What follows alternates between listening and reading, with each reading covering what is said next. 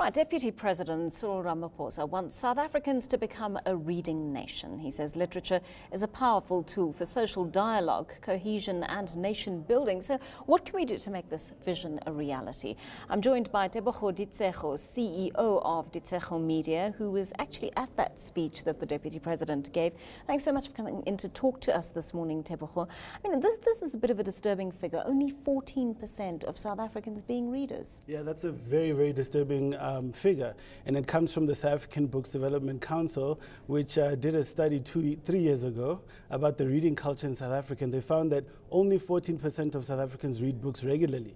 Now, we see a correlation between that and the 5% of parents who read to their kids. I mean, if 95% of parents are not reading to their kids, where are the kids going to get the culture of reading? So I think that's a major concern, and also for the book industry. Only 1% of South Africans buy books from bookstores. Now that is a huge concern, because there was research that came out in the UK Telegraph in 2013 which revealed that reading books for leisure is the single most important indicator of a teenager's future success.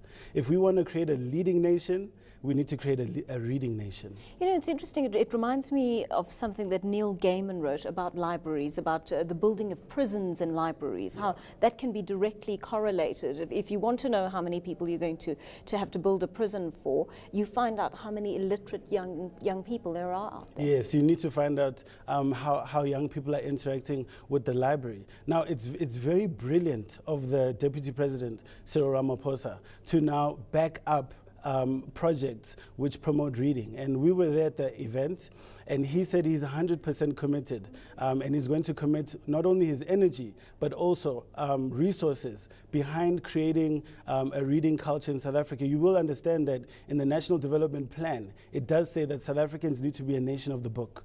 We need to love reading.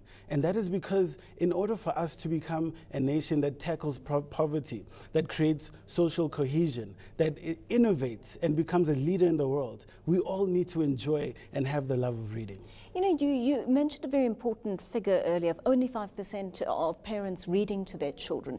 But what do we do in a country where we have this very practical problem? Like a large part of our parental population, shall we say, is illiterate. Yes, that's true, and government has a lot of initiatives which seek to develop adult education and learning. But I think we need to look at it at different dynamically. Now you've got the short-term solutions, medium-term and long-term. In the short term, we need to be very creative. We need to ensure that communities come together to create the reading culture. You can't tell me that in each and every community nobody can read.